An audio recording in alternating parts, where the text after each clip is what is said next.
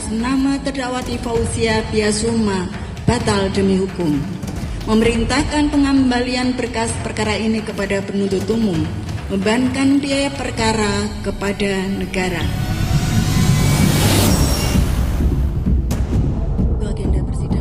Hakim Pengadilan Negeri Jakarta Timur menerima eksepsi atau nota keberatan terdakwa Fauzia Tiasuma atau Dr. Tifa dalam perkara dugaan pencemaran nama baik terkait tuduhan ijazah palsu Presiden ke-7 RI Joko Widodo. Menurut Hakim, penyusunan dakwaan alternatif menimbulkan ketidakpastian hukum karena menunjukkan adanya keraguan-raguan. Putusan ini membuat Roy Suryo kian percaya diri lantaran punya kesamaan dengan kasus Dr. Tifa pada materi dakwaan yang diterimanya. Roy berharap putusan setelah itu dapat menjadi dasar pertimbangan bagi perkara lain yang berkaitan. Yang paling penting dagingnya ini. Jadi ini perkaranya berhenti. Yang ketiga, perkara ini adalah gugatannya sama dengan yang saya terima. Ya, jalannya juga sama, dakwaannya juga sama. Sehingga ya, dan kawan-kawan. Sehingga insya Allah kalau memang hukum itu lurus ya, ini tidak hanya menjadi presiden, tapi menjadi jurisprudensi. Jadi putusan dari Dr. Fauzia Tiasuma ini akan kemudian nanti harus berlaku juga untuk kemudian kasus saya. Meskipun saya tetap harus menjalani persidangan dulu, kemudian kita masukkan gugatan yang sama. Menurut Guru Besar Ilmu Hukum Universitas Jenderal Sudirman Hipnu Nugroho, putusan Selayar mengabulkan eksepsi Fauzia Tiasuma bermakna perkara terhadap Dr. Tifa tidak pernah ada kecuali jaksa menempuh upaya hukum lainnya. Tetapi Hipnu menambahkan, perkara Roy Suryo tidak bisa serta-merta disamakan dengan perkara Tifa, karena bisa jadi jaksa akan lebih jeli lagi terhadap dakwaan yang diberikan. Bagaimana dengan Roy Suryo? Suatu yang sangat berbeda. Makanya di sini nanti kalau kita melihat tidak bisa disamakan.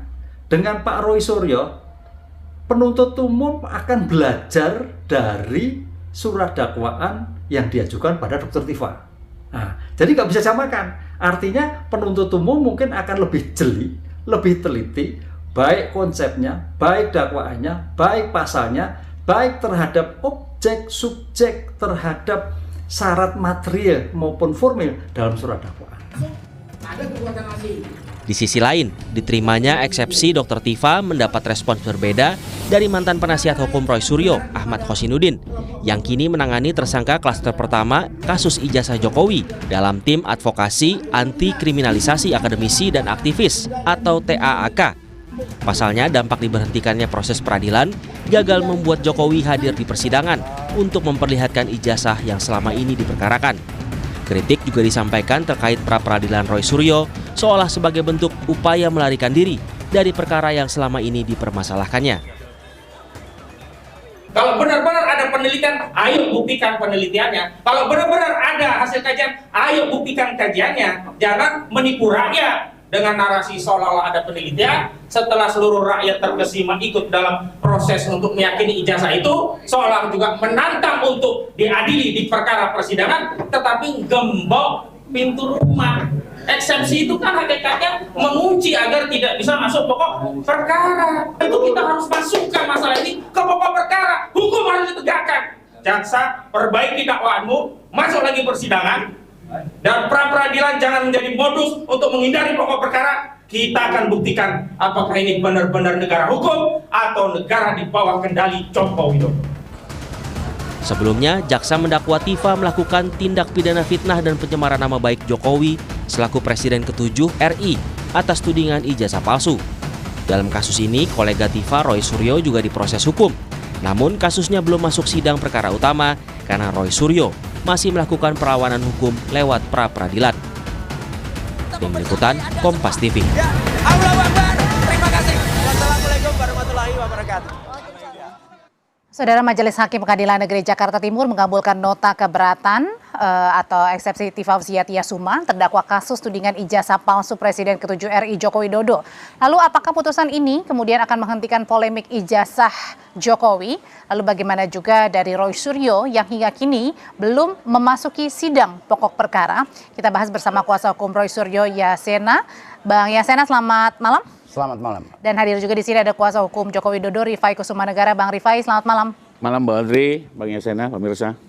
Ya, kalau di putusan setelah akhirnya Tifa Fauzia Tiasuma alias Dr. Tifa ini sudah bisa dikatakan menang, Bang.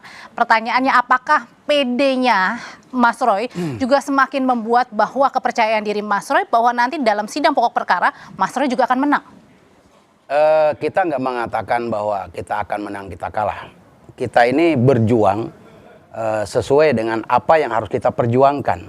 Menang dengan kalah itu ya tergantung nanti di pengadilan. Pede ya kita harus pede. Kenapa? Karena dalam satu barisan. Dr. Tifa dengan Mas Roy itu di dalam satu gerbong, ya kan? Cuma alurnya yang satu ini gerbong yang satu ini berjalan duluan, yang satu masih di belakang. Kenapa? Karena kita menggunakan jalur yang lain, misalkan pra-peradilan. Tapi kenapa Anda PD-nya itu pede banget, Bang? Artinya adalah nanti bisa menang ya, nanti juga akan tetap meskipun menjalani sidang pokok, tetap putusannya seperti ya mirip-mirip kayak harus pede, Tifa Fauzia. harus pede. Kenapa? Karena kita kasusnya sama, berkasnya sama, gitu kan? Sebetulnya nggak bisa di-split. Ini berkasnya sama. Bahkan 3 orang yang sudah mendapatkan RJ dengan SP3 itu satu berkas semua gitu loh. Ya kita kalau memang ini udah selesai, yang berikutnya kita harus pede, tidak akan jauh daripada itu. Dan dakwaan juga sudah kami terima. Tapi kan bisa diperbaiki tadi kata Prof. Ibnu bilang karena jaksa akan belajar dari sidang ya. Tifa Fauzia. Hak jaksa untuk memperbaiki, hak jaksa untuk belajar dari dari perkaranya Dr. Tifa yang sudah putusan sela sudah keluar, ya kan? Itu haknya jaksa.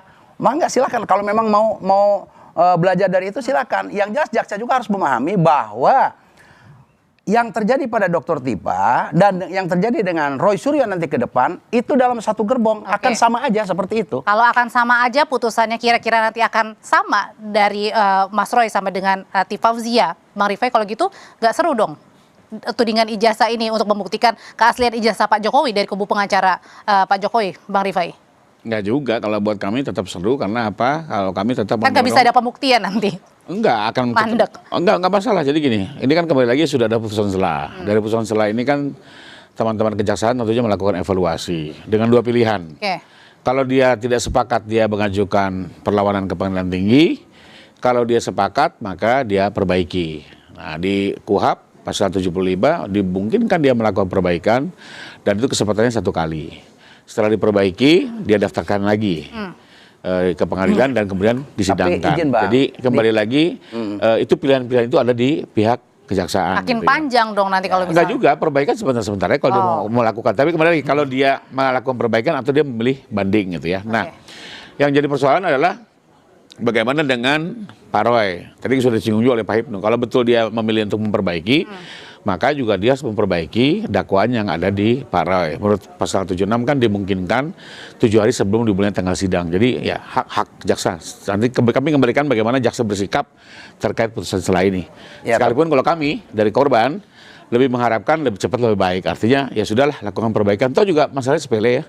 Soal penggunaan pasal 310 dan pasal 43 di KUHP lama ke KUHP baru yang memang tidak mungkin dicantumkan dalam sebuah dakwaan. Harus memilih sesuai asas lex favorio ya. Mana yang menguntungkan maka itu yang digunakan. Kalau pakai yang lama-lama, yang baru-baru, tidak boleh dua-duanya. Kalau Pak Jokowi responnya apa? Pasti udah denger dong hasilnya. Beliau mengembalikan kepada kebijakan kejaksaan. Beliau mempercayai ini. Lebih kecewa karena kan kemarin kan minggu lalu aja udah mengumpulkan teman-teman UGM untuk siap-siap datang. Justru kan sebenarnya kan dengan begini kan dakwaan akan disempurnakan. Semakin disempurnakan semakin baik dong untuk nanti pokok perkara. Jadi bagus-bagus saja. Eksepsi ini kan salah satu proses untuk menguji formalitas dari sebuah dakwaan. Daripada sudah berjalan jauh baru diperbaiki, maka di tahap awal lah dilakukan kesempatan perbaikan. Nah, setelah diperbaiki nantinya kan dakwaan lebih sempurna dan lebih bagus untuk pemeriksaan pokok perkara. Jadi jangan pede dulu untuk Mas Roy ini, Bang. Enggak, hakim tidak mengatakan pasal 75 ayat 4. Artinya untuk perbaikan tuh nggak ada. Silahkan melakukan perlawanan. Ini saya ada rekamannya. Kalau soal itu kita silahkan melakukan perlawanan. Daripada tersesat jadi hal-hal seperti itu yang dimintanya untuk perlawanan. Gitu. Ini saya suara hakimnya langsung nih. Ya, biar clear ya. Itu jelas sekali kok. Jadi ini biar nggak tersesat. Ini semoga kedengeran ya. Advokat terdakwa. Demikian putusan yang diambil oleh majelis atas perlawanan dari terdakwa melalui tim advokatnya. kepada penuntut umum bisa menggunakan ketentuan pasal 206 ayat 4 untuk melakukan perlawanan atau akan menggunakan pasal 75 ayat 4 KUHP. Ya. Demikian. Kalau Jelas, pasal ya. 75 ayat Kita nggak 4, jelas hakim pasal memberikan 75 dua ayat kemungkinan. 4 itu perbaikan. Betul. Perbaikan. Keduanya, kan? Ah, ini kan udah perbaikan atau putusan perlawanan selah. gitu maksudnya? Perlawanan. Ada Jadi dua. kalau Ini kan kalau jelas ya tadi. nggak bisa di pasal 74-nya nggak disebutkan untuk terkait perbaikannya. Yang jelas di situ perlawanan yang terakhir dikatakan Nggak, oleh perlawanan hakim. di pasal 200, nah, Bang. Iya betul, pasal 206. Jangan kita sesatkanlah publik ini jelas. Enggak, bukan disesatkan, semua dilihat dari semua ini sudah kan pada rekamannya nonton. jadi jelas. Iya sudah semua udah pada nonton dari awal gitu kan. Jadi Nah, maksudnya gini Bang, saya perjelas dulu dari Apalagi kubu- sorry Bang, apa nggak di sidang? Saya di situ Bang. Saya yang rekam langsung. Oke. Dan- Saya Sama memang- Bang Refli duduk sebelah. betul, nggak di sidang, tapi saya melihat langsung. Sama apa Abang. bedanya? Saya melihat langsung di ruangan itu kan itu menjadi viral live kan gitu. Oke, Sama jadi aja. maksudnya dari pengacara Roy Suryo, dari kubunya Roy Suryo adalah ini dianggap sudah selesai. Udah begitu? selesai. Nggak ada lagi mau bentuk beliau- Kalau perlawanan, untuk perbaikan. tingkat pengadilan Tidak boleh negeri, memperbaiki. Menurut apa? bukan tidak boleh memperbaiki, perintah hakimnya mengatakan silakan melakukan perlawanan gitu loh. Bukan tidak boleh memperbaiki. Wah itu sesat Bang. Wah, Itu- ya ini silakan. rekamannya jelas kok. Ya silakan. Ini rekamannya jelas, jangan pendapat. berpendapat. Ini Pendapatnya fakta, Bang fakta. Rifai, silakan. Saya Dan norma mengatakan pun jelas seperti ya di itu. pasal 75. Ah. Pasalnya jelas ya. Ya, kaitan dengan ini kan namanya putusan selah. Putusan selah berarti kalau Saya bacakan lagi di pasal 75 nih, normanya ya. Kalau 75 ayat 4. Dalam hal surat dakwaan batal demi hukum sebenarnya dimaksud pada ayat 3. Oke, Hakim baik. memberi kesempatan satu kali kepada penuntut umum untuk memperbaiki dan mengajukan kembali surat dakwaan kepada Oke, pengadilan negeri. jadi maksudnya Ya, tapi adalah selain ini norma, masih bisa juga jalan hakim ya. dalam putusan tadi, tapi tidak Oke. bisa cacat jelas formil dibatalkan nggak memberikan bisa. dua gitu loh. kemungkinan. Nanti kita lanjutkan lagi Perlawanan perdebatannya. atau memperbaiki. Kita Itu lanjutkan clear. perdebatannya, kita cacat jeda formil sejenak nggak ya. bisa. Tetap bersama kami. Itu perlawanan itu. Oh, jadi dari sini.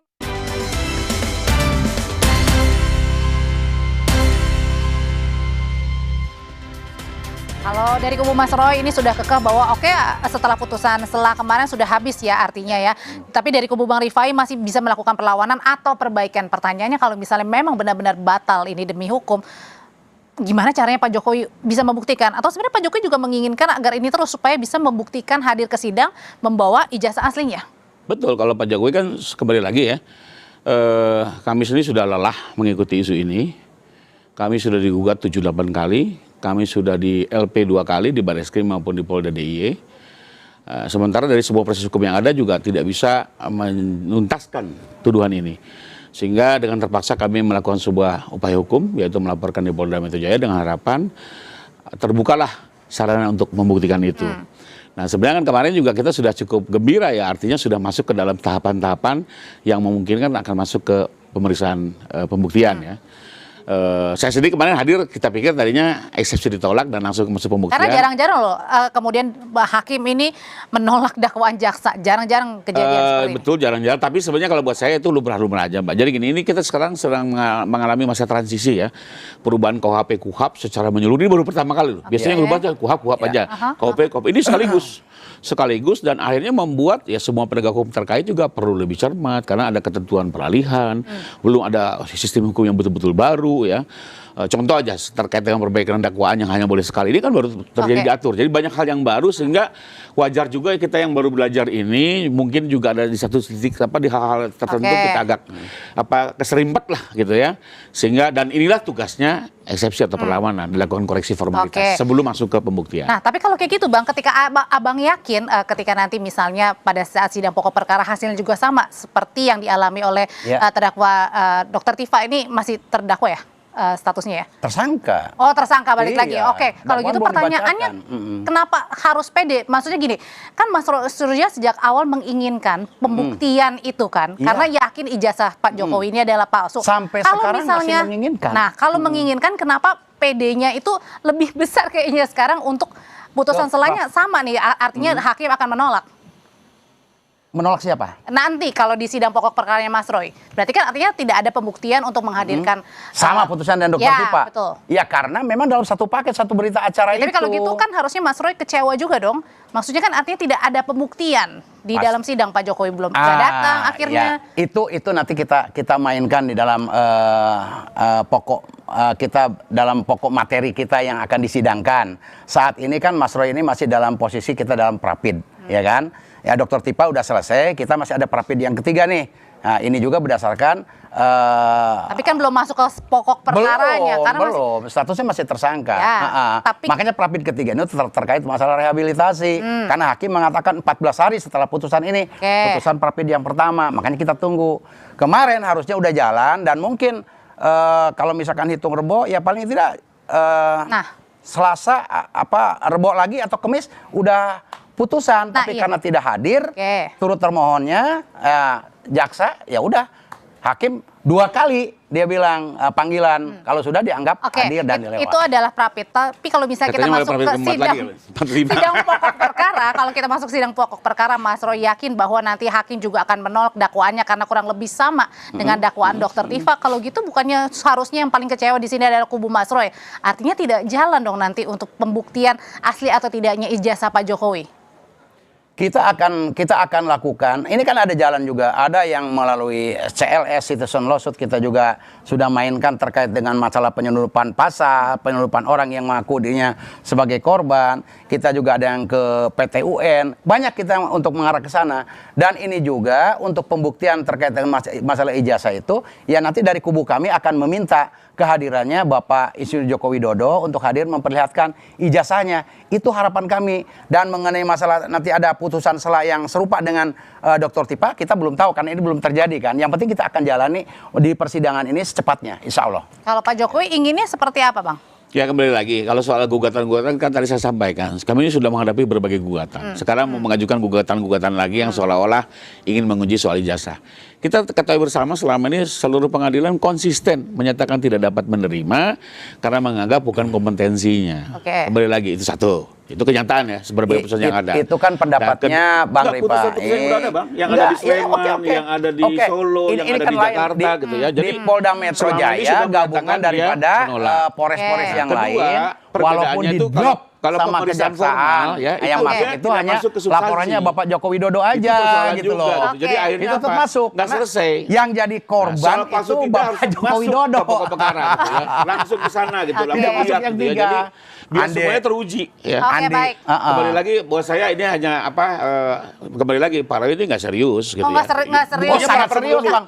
Sangat serius. Takut sangat serius. Prapid itu dilakukan berdasarkan pasal 158 sampai 164 KUHP baru. Itu jangan salah.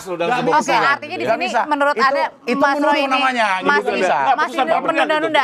Tapi kalau Pak Jokowi sebenarnya pengennya cepat ya biar semuanya kelar ya. Oke, baik. Punya bukti apa yang menuduh kepalsuan, kita adu bukti di persidangan. Semaksimal mungkin kita buka dengan upaya hukum melalui pra-peradilan, melalui pokok perkara yang materi kita akan lakukan, akan gempur. Semoga ijazah ini bisa dibuktikan dar gitu kan. Bener ya? Dan asli. Asli. Oke, terima kasih Bang Yasena, Bang Rifai, terima kasih. Selamat malam Bapak-Bapak semuanya. Terima kasih. Saudara, terima kasih Anda sudah menyaksikan program Sapa Indonesia malam hari ini. Perbarui terus informasi Anda hanya di Kompas TV dengan 3 botol air mineral 700 ml, setara dengan 2 liter air untuk 1 hari penuh kesejukan. Saya Audrey Chandra, mewakili Tiffan Solesa pamit. Sampai jumpa, selamat malam.